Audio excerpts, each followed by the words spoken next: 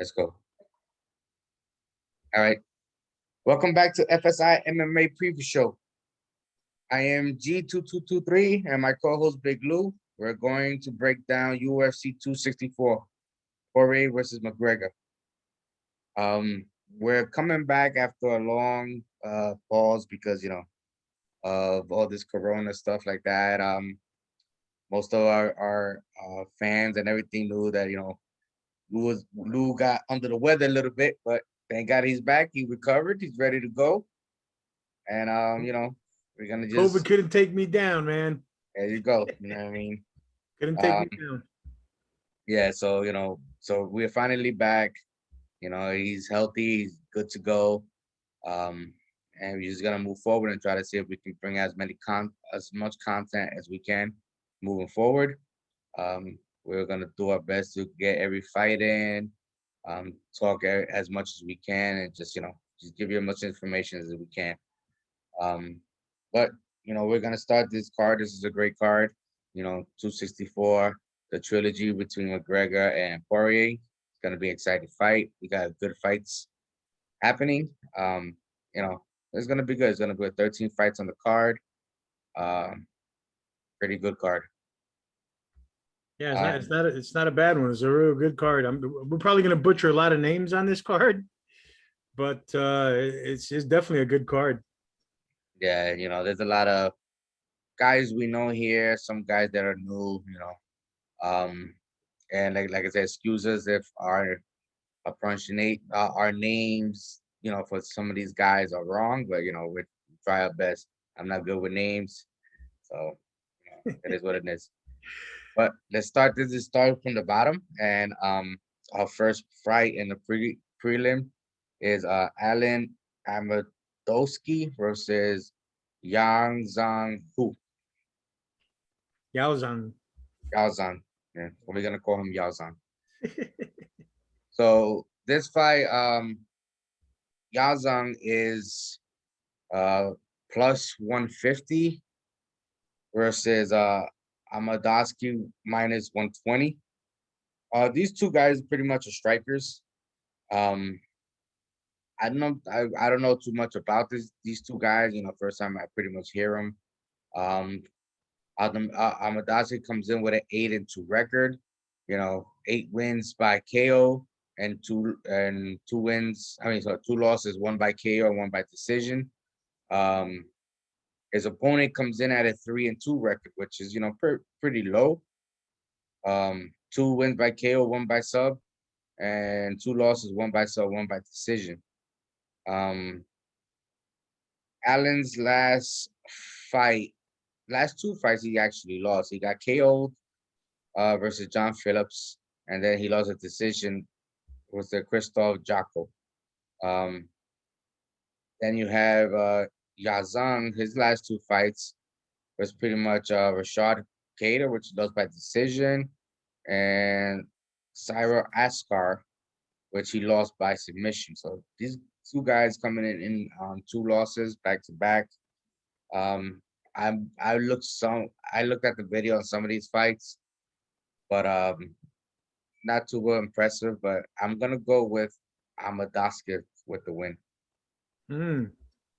Yeah, if like you said, these 2 guys didn't really impress me.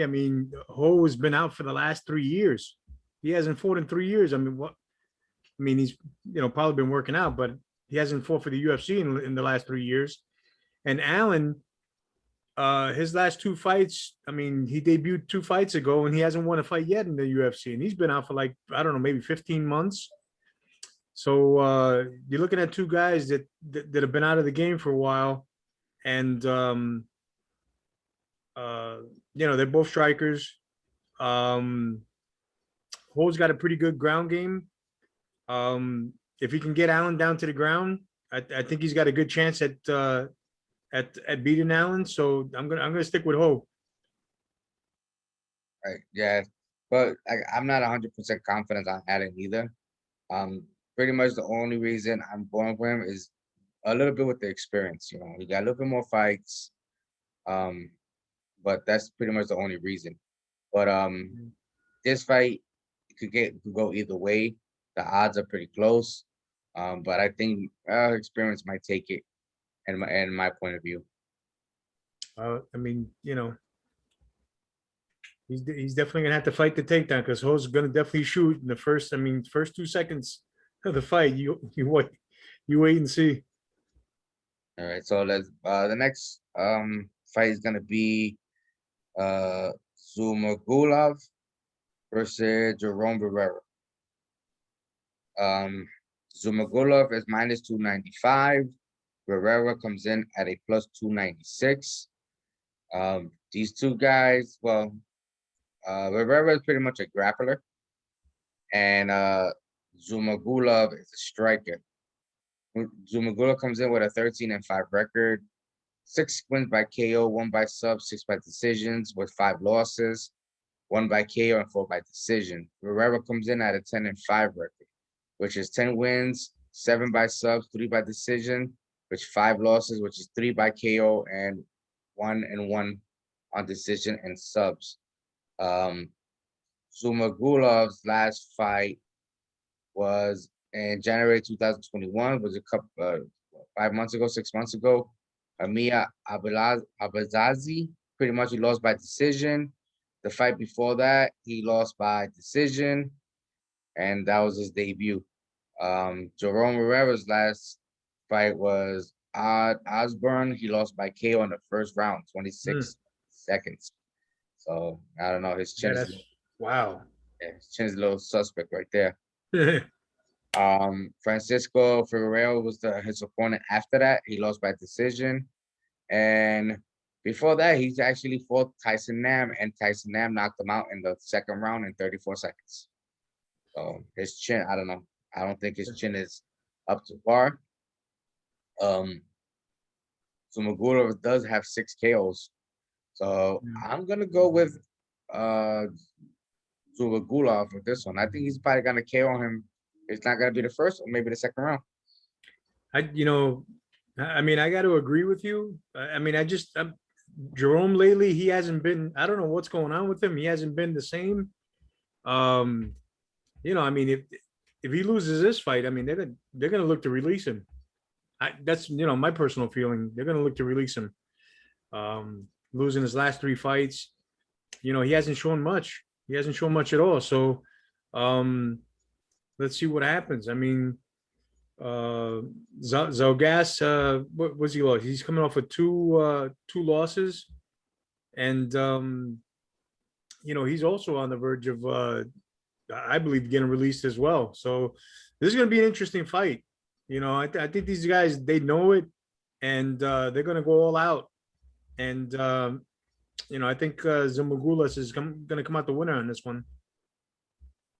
That's good. So yeah, we agree on this one. So our next fight is gonna be Omari versus Brad Tavares. Brad Tavares comes in at a plus 110. Omari comes in at a plus 150. These two guys got a lot of experience. Omari comes as a well-rounded fighter. Tavares comes in as a striker and a wrestler. Omari comes in at 21-5 record with one no contest. Tavares is at 18-6. Omari's has 7 KOs, 6 subs, 8 decisions. Losses, 2 KOs, 2 subs, 1 decision. Tavares has 5 KOs, 2 subs, and 11 by decision. And his losses are 3 by KO, 3 by decision. So just looking at the record, Tavares got a lot of decisions. 11 decisions. Yeah. That's a lot. It doesn't look like he had that much knockout power or anything like that. But that's just the way I think. I mean, he's got a good takedown defense. I mean, just look for Omari to go after him and try to use his wrestling on him. Because I mean, Omari is a good grappler and a really good wrestler, so he's going to try to bring Brad down. If he gets him down to the ground, it's over. But it's going to be hard because Brad, like I said, has great takedown defense. But from my point of view, Omari, I see more Omari winning this. Well, that's Omari's last fight. He fought Tom Breeze. Tom Breeze choked him out in the second round by an arm triangle choke. Before that, he fought Chris Weidman, and he beat Chris Weidman by decision. Mm, Brad Tavares' last two fights was against Anthony Carlos Jr. Pretty much, he won that by decision. And before that, he fought Edmund Sabazian, which he got KO'd in the first round in 2 minutes and 27 seconds by a head kick. But that was back in 2019, so that's pretty much a long yeah. time ago. But in my point of view, this fight could go either way. For what I think, um, and you're right. Is Omari takes him down, most likely he's gonna win the fight. But I'm going Brad on this one. I think his defense is gonna hold up. His takedown defense is gonna hold up, and he's gonna put his hands on him. But it's gonna be this fight looks like it's gonna end in decision. So I'm gonna go with Brad. Okay. Here we go. So the next fight that we have coming up is Jennifer Meyer versus Jessica I.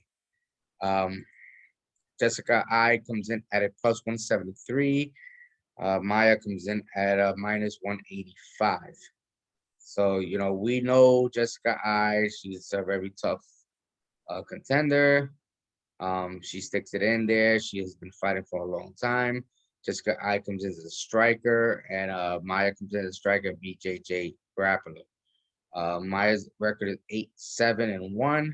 I is 15-9-0. Maya got 4 wins by KO, 5 by subs, 9 by decision. I has 3 by KO, 1 by sub, and 11 by decision. Both fighters have been knocked out once and losses, and both have been subbed once and losses.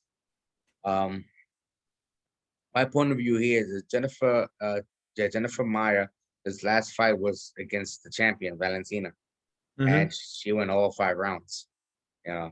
She was a plus 1,000, and she won all 5 rounds. So that's it says something about her. Yeah, that's definitely pretty good. I mean, and she was strong, man. I went back and I saw that fight, and she was swinging for the fences. I mean, she was throwing some hard punches in that fight. Boy, I was like, wow. Yep. She was doing real good. In a couple of parts of that fight, a couple of rounds. Yeah. And then she But- and before that she fought Joanna Calderwood, and she beat her by armbar. And she also fought Kaylin Chukagian, and she lost by Chukagian by decision in 3 rounds. Hmm. But Jessica I, she had some good opponents too. She actually had a fight, a submission underground 21 fight against Lee McFarren. I think she's from Bellator. And she lost by armbar in overtime in the second round, but that's out of the UFC. But before that, she also fought Joanna Calderwood, and she lost. Then she fought again in that same division, Amanda Owen, and she lost. And then she fought in UFC against Cynthia Cavillo, and she lost. Yeah. So she has 4 losses in her last 5. Well, 4 out of 5 in the last 5 fights. I mean, she's getting up there too. I mean, she's 36 years old? And she's been fighting for about 10 years. Yeah. So, that's a lot of wear and tear. And to lose 4 straight, I don't know if you still have it in you.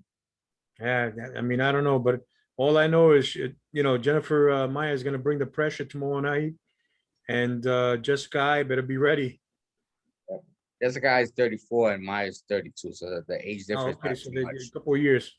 Yeah, but it's just like I said, Jessica I is not the same fighter anymore. Yeah. She's lost her last 4. She beat Viviana Arroyo by decision, and then she fought Valentina and got KO'd in the second round. You know what I mean? But that was back in 2019. Yeah. I don't know. I'm gonna go with Maya in this one. I think Maya's gonna pretty much destroy her. Yeah. I totally agree, because Maya seemed to me like the stronger fighter, especially during that Shevchenko fight. She had her moments where she was doing real good. Yeah, I don't know. I doubt, for me, in my point of view, I doubt it's gonna go to decision. I think Jennifer Maya is gonna submit her maybe in the second round or if not, knock her out in the first. All right. So, got anything else on this fight? Nah, hopefully, it's done and over in the second round. All right. So we go to the next fight. We got Dricus the Pulisis against Kevin Giles. Hmm. Kevin Giles comes in at a plus 103, with Duplessis comes in at a plus 110. Pretty much even fight as we see it right now in the odds. Both guys are strikers.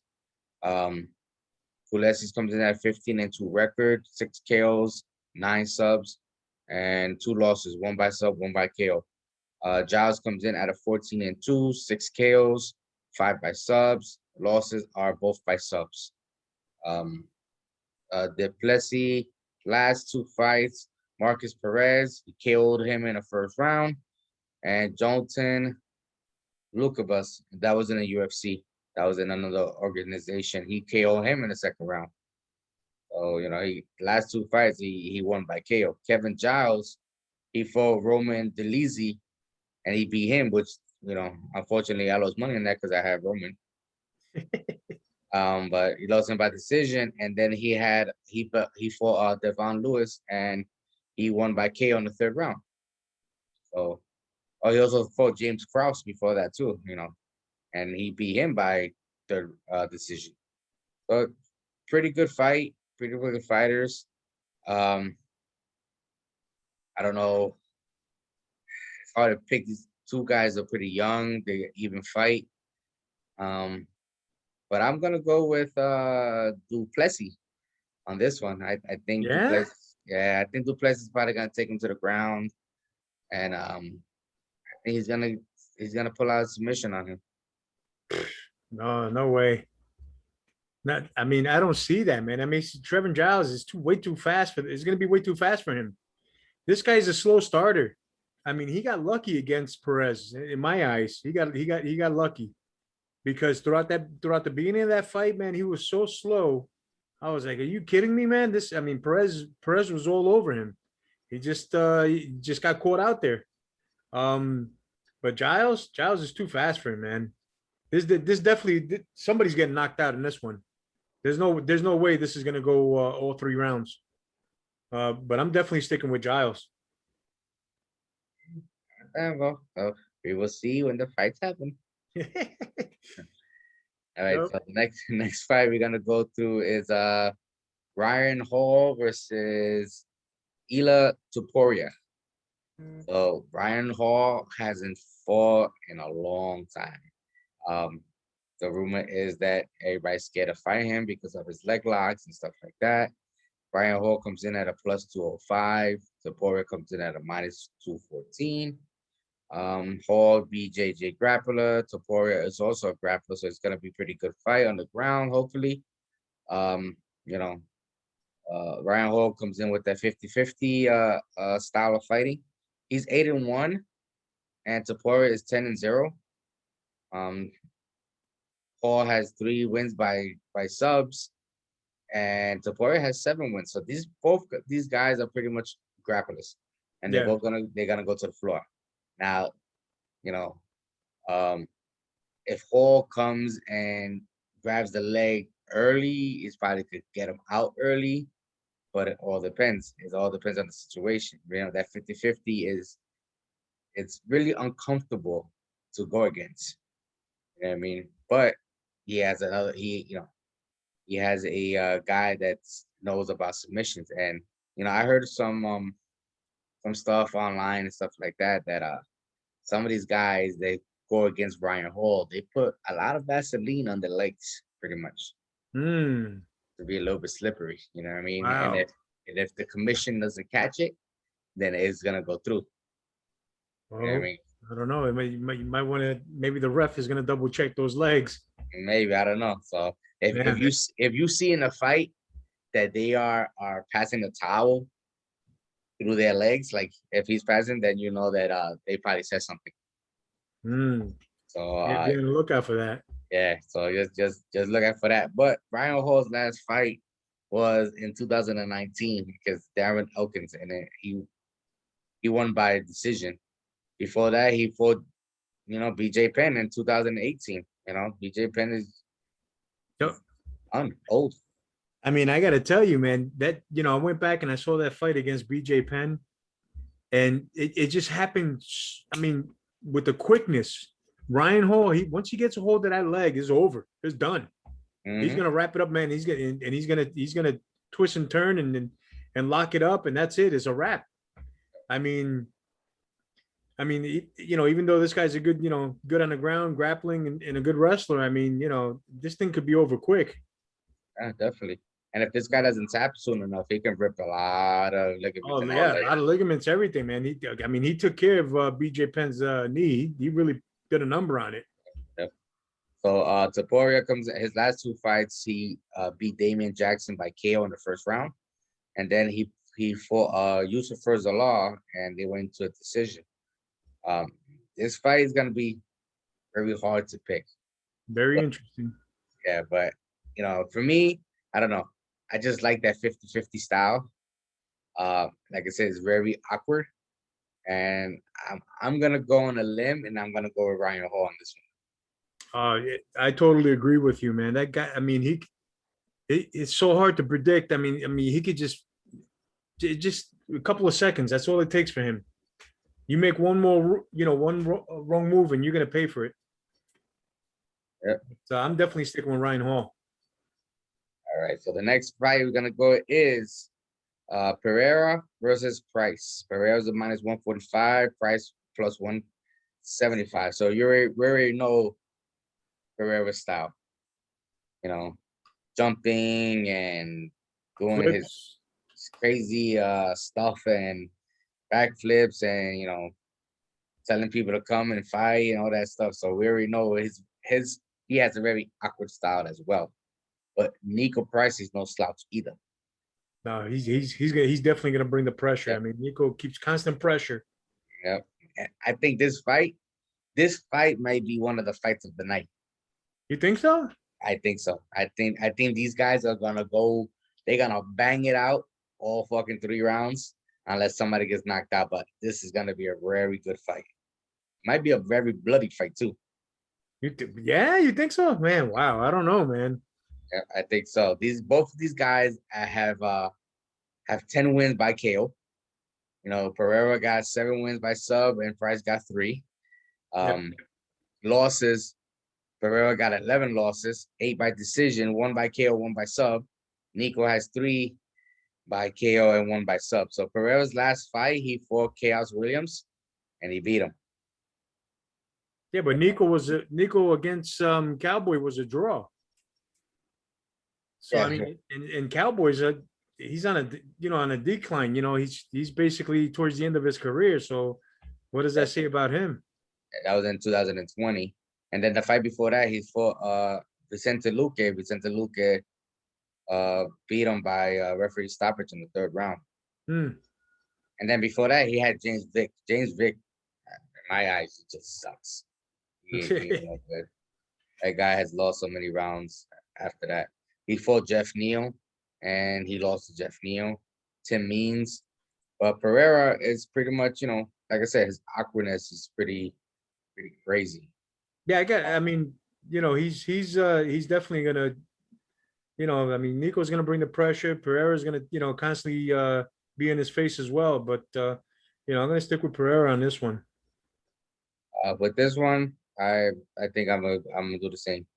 I think Pereira's gonna. Only reason because I know Nico's tough. He's not an easy win, but just looking at the draw from the last, his last fight with Cowboys, I don't know, just doesn't make sense on that. But I'm definitely sticking with Pereira on this one. I agree. So now we're gonna move up to one of your favorite fighters, Carlos Condit versus Max Griffin. There you go, the natural born killer. Yep, the natural born killer comes in at a plus 168. Griffin comes in at a 178. Condit is 37 years old. Griffin is 35, so the age difference is not a big deal. Condit has 30. He's a striker with a BJJ background. Griffin comes as a striker and a wrestler. Khan does 32-13 with 15 KOs, 13 subs, and he lost 1 by KO and 6 by subs. Griffin is comes in with a 17-8 record, 9 by KOs, 2 by subs, lost 1 by KO, has never been sub. Carlos' last fight was against Jake Ellenberger, which this is that submission underground, that other, I guess, organization. It's a submission organization. He won by heel hook. And then he fought Matt Brown, and he beat Matt Brown. Yeah. You know what I'm saying? Then he fought Court McGee before that. So I heard something online that his last 2 fights, Matt Brown and Court McGee, these 2 guys overdosed on heroin and pretty much died and came back to life. Wow. Yep, both of these guys, Court That's McGee crazy, and Matt man. Brown. So you know, Unbelievable. yep. And Matt just won his last fight a couple weeks ago. Yeah, yep. That's So Max Griffin, he went against Kyan Song, KO'd him in the first round. The fight before that, Ramazi Bahami, he doctor stoppage in the 3rd round before Alex Oliveira, and he lost to him. Alex Morano, he lost to him. You know, in this match, I know you're gonna disagree with me. You already know which way I'm going.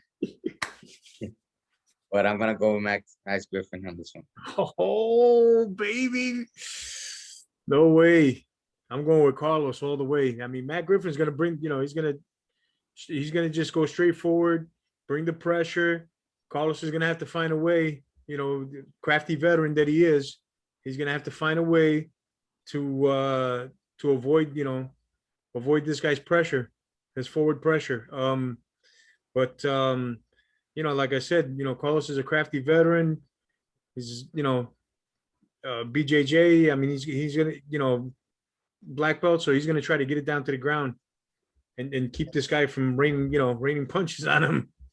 So it's definitely gonna be an interesting fight. But I'm sticking with my boy Carlos.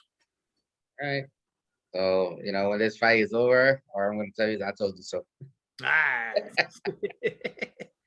All right. So the next, we're going to go to the main card now.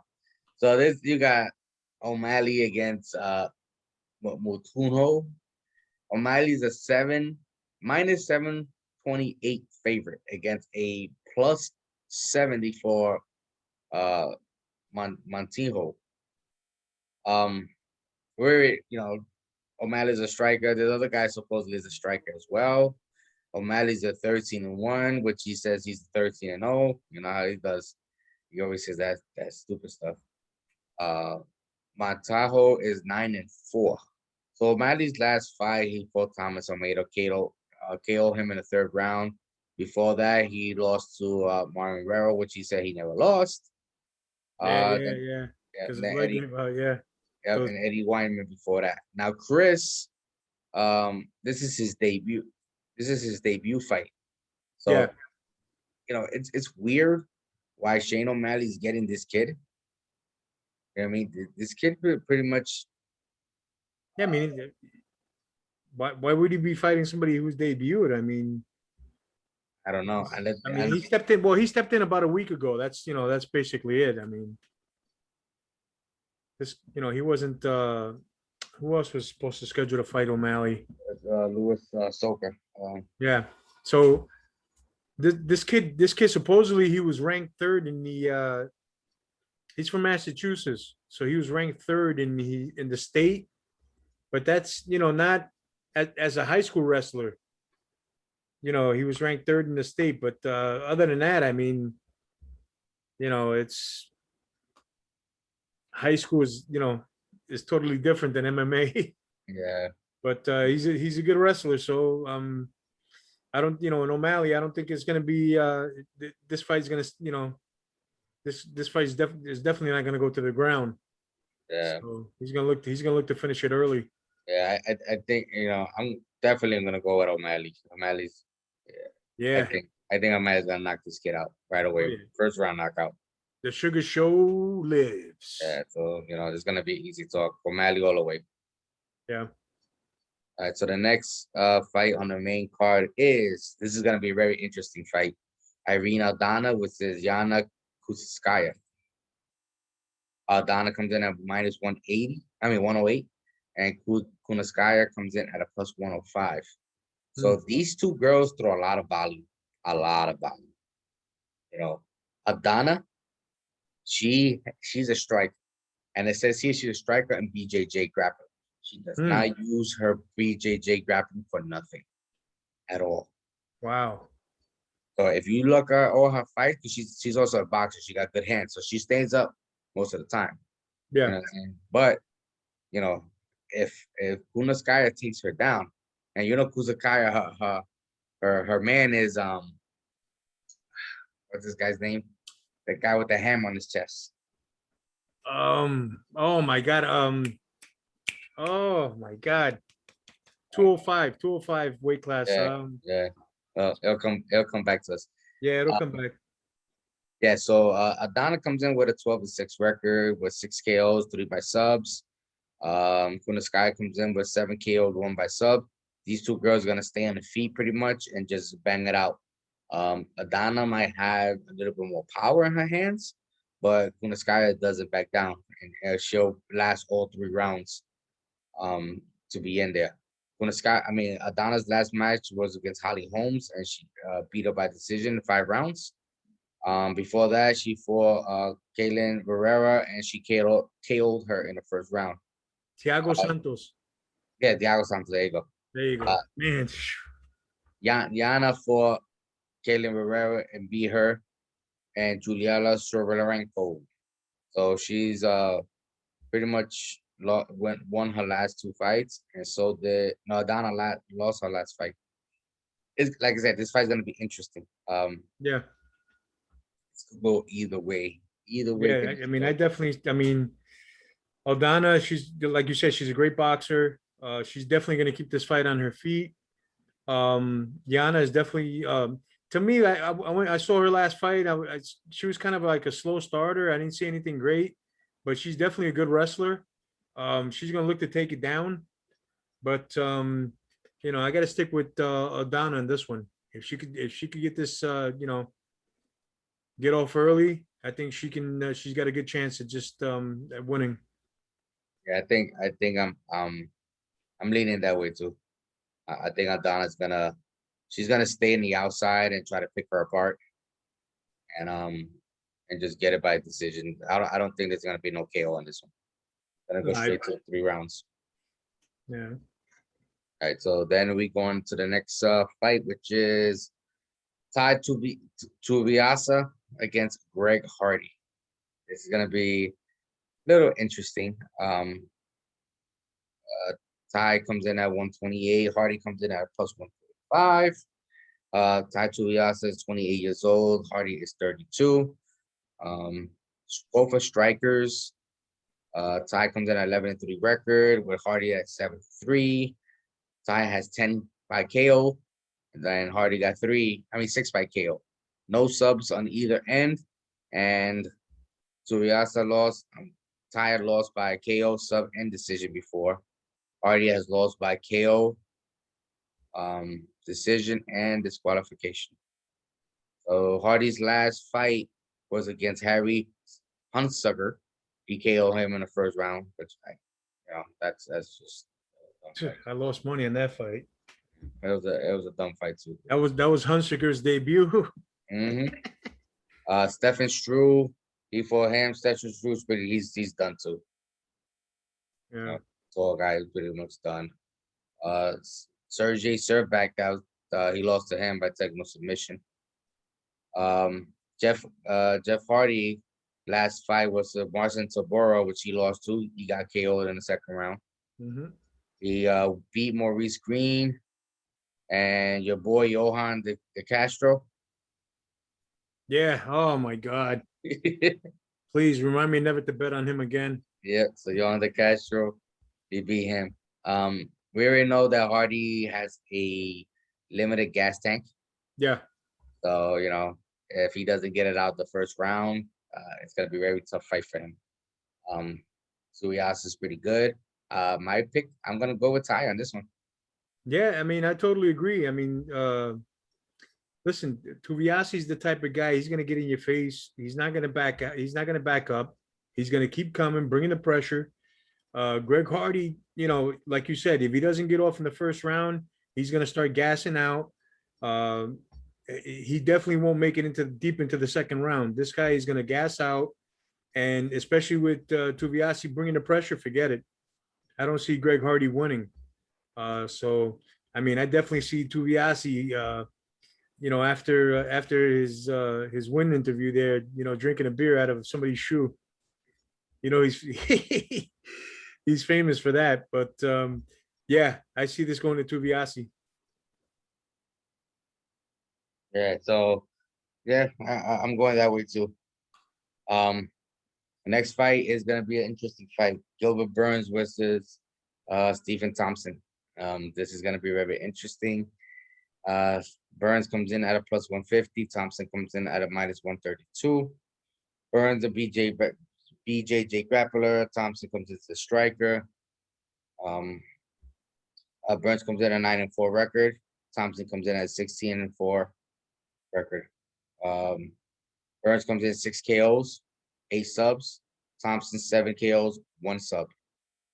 We already know that Gilbert Burns' last fight was against Usman, which he got destroyed. Yep. Before that, he fought Tyrone Woodley, which he's nobody. Damian Meyer, which he's an old man. 36.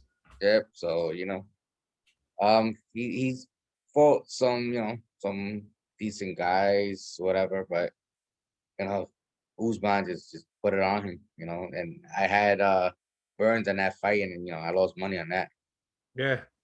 But listen, Burns, I mean, he comes with a tremendous amount of pressure as well. I mean, look what he did to Tyrone Woodley. I mean, he just brought, just brought a tremendous amount of pressure on him, got him down to the ground, and just started grounding and pounding him. And he was definitely, he was definitely stronger that night. But against Usman, I mean, Usman knocked him out. It just didn't. I mean, I don't know. Burns just, to me, he gave up towards the end of that fight. I just didn't, I didn't see the same energy that he had, in the beginning of it. But against Stephen Thompson, he's gonna have to cut the ring, like cut the ring in half, get into his space pretty much, and not within his range, but I mean close to it, because Thompson, Wonder Boy, he needs a certain range to be able to throw his kicks, and he's gonna keep him at bay. So Gilbert's gonna have a tough time, but I think he's gonna get the job done. All right, so you're going on Gilbert with that one? Yeah, I'm definitely going with Gilbert. I mean, I think he's hungry for another shot at Usman. I don't know. I might go the other way. I think I'm gonna go with Thompson. I think Thompson's gonna stay on the outside, pick him apart, use that little bit of Taekwondo background, and just keep him at bay. He fought Jeff Neal his last fight, and Vicente Luque, which you already told me about Vicente Luque. I told you, he rocked him. Anthony Pettis, Darren Till, George Masvidal. So, yeah, I'm gonna go with Thompson. I think he's gonna keep him at bay, keep him far away, and just pick at him little by little. Look for Burns to bring the pressure. Watch, you'll see. Let's see. I hope so, because that's a good fighter to not do anything. So now we're gonna get the main card. We're gonna hit Dustin Fourier versus Conor McGregor. Fourier comes in at a minus 106, with McGregor as a plus 160. Both guys at even age, well-rounded. Both guys pretty much. We already know McGregor. This is the trilogy. This is third fight. McGregor got one. Fourier got the other. Fourier comes in at 13 KOs. Conor with 19. Guys are 20. Fourier is 27-6. McGregor is 22-5. Poirier got more subs. He got 7, and McGregor got 1. Fourier has lost twice by KO, twice by sub. McGregor has lost 1 by KO and 4 by sub. But Fourier has fought some good guys. He fought McGregor last time and he beat him. Dan Hooker, he beat him. He lost to Khabib. Fought Max Holloway, Eddie Alvarez, Justin Gaethje, Anthony Pettis, Eddie Alvarez. That's just the list for Poirier. On and on. Yep. Conor, he doesn't fall behind. So he fought Dustin Poirier, which he lost. He beat Donald Cerrone, which Donald Cerrone is already washed up pretty much. He lost against Khabib. He lost against Mayweather, which is just as an amateur fight. Eddie Alvarez, he beat Nate Diaz. He lost the other fight to Nate Diaz, Jose Aldo, Chaz Mendez. So it's pretty good. It's gonna be a pretty good fight. Yeah, he's got a good history too. Yeah. The one thing you got to look out for Conor is he's definitely he's gonna look to pick Poirier apart from he's gonna keep his range. He's gonna Conor he's all about like Israel Adesanya says, precision. You got to be able to aim and fire. And I think Conor he's coming into this fight more hungry than he did the last one. In my eyes, he was too nice, against Poirier. And he was all nice, shaking hands, this and that, like buddy type of thing. Oh, I'm going to donate money to your charity. And he never donated the money to this charity. He donated to the Boys and Girls Club of in Louisiana over there. But I see Conor really hungry this time around. He's been away from his family. He just had a baby.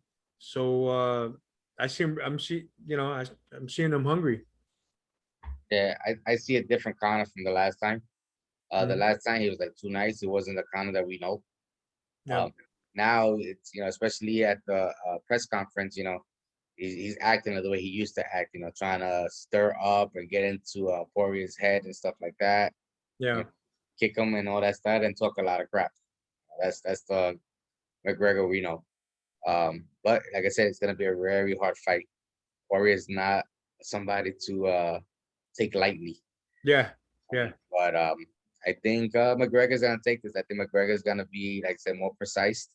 He's gonna pick his shots, and I don't think this is gonna go 5. I think somebody's gonna be out earlier than that. Yeah, definitely. I don't see it going 5 rounds. There's no way. If anything, 3 at the most. Yeah, most likely. Yeah. Yep. So that's pretty much 264's card. I'm gonna give you maybe 3 or 4 fighters that I like, and maybe you can parlay together in a little parlay. To win some money. I guess Lou probably give his after I give mine. My 3 to 4, I'm gonna go with. I'm not even gonna go Shane O'Malley because he's too high. His price minus 700 is you don't make no money. But I'm gonna go with Jennifer Meyer. I'm gonna go with Zulagulov. I'm gonna go with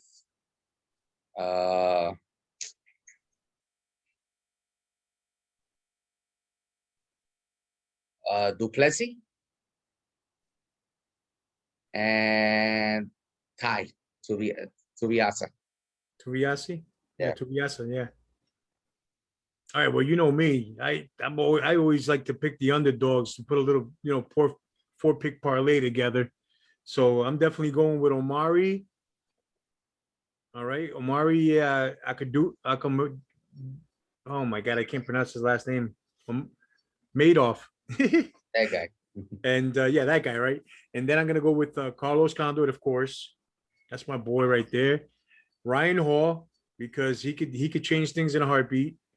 And hey, if Nico Price catches Pure, while he's not looking, boom, it could be all over with. So that's my 4-pick parlay right there. Put a couple of dollars on that. Hopefully we can make some money together. Yeah, like I said, don't miss this fight. It's gonna be interesting. Starts at 6 p.m. Eastern time. And like I said, we're glad to be back. We hope to keep on pushing it every fight that we have moving forward. Try to do as much as we can, even if our show might be a little short with stuff, but we're trying to get our content out as much as possible. So thank you for listening. Please hit a like button, because that really help us and makes us want to continue doing this content for you guys. Comment below. We'll probably see the comments and we'll answer back as much as we can. You can both hit us on Twitter. You can also hit us on our FSI underscore DFS on Twitter, and they have a lot more DFS content or all sports that you can. We have a great bunch of guys, and they know what they're doing. So hit them up, subscribe. Let us win you some money. But enjoy the fights tomorrow. Don't miss it, 6 p.m. I'll be there watching. So enjoy.